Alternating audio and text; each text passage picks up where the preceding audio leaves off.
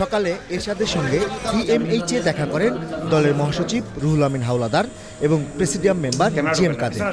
পরে এরশাদের শারীরিক অবস্থার কথা জানান তারা। উনি সুস্থ আছেন, ভালো আছেন। যেভাবে যে প্রক্রিয়া ওনাকে সিএমএইচে নেওয়া হয়েছে সেটা আপনারা সবাই অবলোকন করেছেন।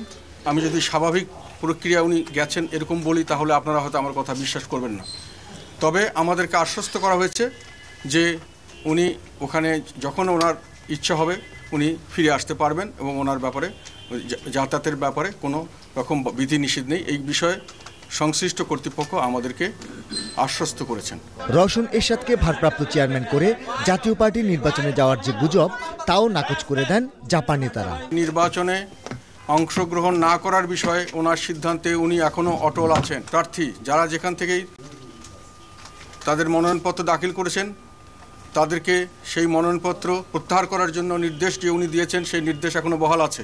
সংবাদ সম্মেলন চলাকালে মহাসচিবের কার্যালয়ে হঠাৎই দলীয় সমর্থকরা তার বিরুদ্ধে স্লোগান দিতে থাকে। মহাসচিবও ক্ষুব্ধ প্রতিক্রিয়া জানায় এ নিয়ে।